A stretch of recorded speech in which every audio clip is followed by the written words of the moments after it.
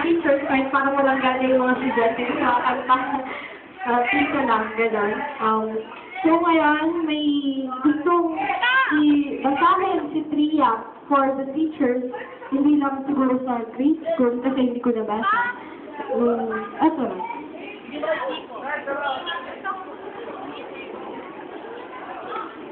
Good afternoon po.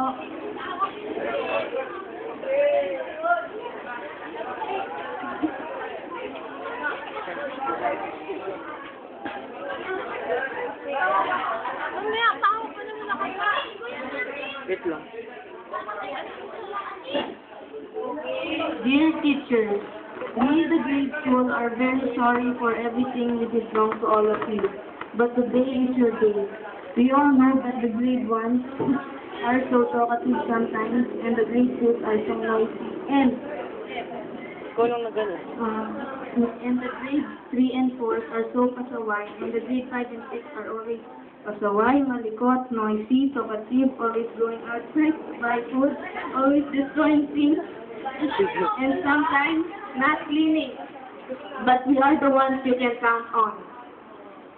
This is the time to make you all smile.